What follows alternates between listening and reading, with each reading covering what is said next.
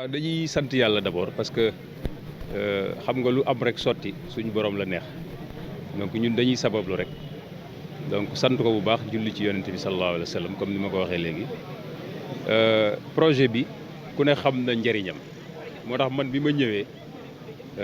fekk ko sur la table nga xam ni l'équipe sortante doxoon nañ ci ay jéego dama ko jël ni lii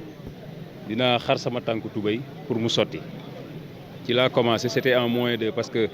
jeudi laa jël fonction tey la àllarba donc defagul sax une semaine mais ci diggante bi ñëw naa gisee waa dëkkandoo wala ñi dëkk ci koñ bi 10e nga xam ne fi la ñuy def centre bi daje nañ fi ñaari yoon fii ci centre Croix-Rouge bi lu jiitu loolu avant may ñëw ci daje bu njëkk bi dama fi yónni samay ndaw ñu ñëw gisee ñi nga xam ni ñooy kilifa yi dëkk ci gox bi muy imam bi di imam Ndaw ma koy saluer au passage di délégué de quartier bi Pape Samba Diallo les mouvements de femmes ASC yi ñoom ñëpp ñu dajeek ñoom waxtaan ak ñoom bi ma ñëwee wax leen ko ñoom ñëpp à l'unanimité dañu d'accord ci projet bi li nekkoon kay liñ doon xool mooy organisation bi ni muy demee foofu rek lañ doon nekk di jéem a saytu pour xool nañ la ñuy fexee ba population bi seen yéene ci projet bi ñu jox leen organisation bi ñu gën ko ci mën a wane. seulement nag comme Union européenne ñoom dafa am nu ñuy liggéeyee ak ay normes moo tax finalement loolu yembul mais yoon yemul ci benn parce que comme ni ko directeur bi waxee am na yeneen yuy ñëw yoo xam ni day àndaale ak projet bi te bu boobaa incha allah lépp dañ koy jël teg ko ci loxo population bi parce que ñun noonu la ñu fas yéene doxalee mooy lépp lu ñuy def ñi nga xam ni ñooñu fal seen njëriñ il faut que ñu gis ko ci seen njëriñ ñu gis ko ci kese loolu rek moo ñu yitteel. loolu mooy njëriñu projet bi parce que yemul ci construction bi tabax bi après dafa am sensibilisation ak problème de ay formation yoo xam dañ ko war a def après je pense que suivre nañ ñun ñëpp exposé bi ñi nga xam ni ñoo jugee Union européenne doon nañ ko def mooy dafa am sensibilisation ak formation. loolu nag dañ koy def ak population bi ak agent yi nga xam ni ñoo nekk ci mairie bi yor état civil bi nga xam ni ñoom wax naa ko léegi sama discours projet bi dafa mel ni yàlla daf leen ci fay. parce que état civil bi ñu yor macha allah dafa mucc ayib depuis 2008 bi ñu créé mairie bi musuñu am problème mu acte ba fu ñu dem mooy ambassade fu ñu mënti dem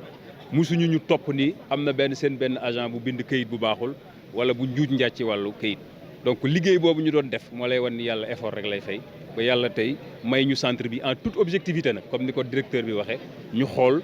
saytu xool au niveau national yan barab ñoo. yayoo ñu def fa centre ñu tànn ñu mais nag hasard amul li ñuy wax souvent moo tax ma ni liggéey bi ñu doon liggéey bu mucc ayib boobu moo tax yàlla indi fi projet bi pour fay leen ñoom seen effort boobu ñu doon def.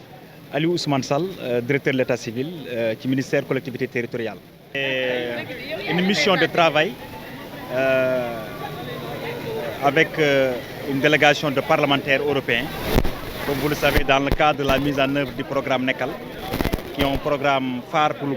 Sénégal, bénéficiaire des centres qui auront un centre construit, équipé, mais surtout il y a un important volet qui sera pris en compte, c'est la formation des agents et officiers d'état civil et les auxiliaires aussi d'état civil. Mais ce projet-là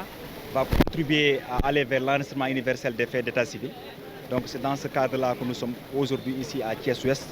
avec le maire et la délégation des parlementaires, mais aussi avec les acteurs au niveau territorial pour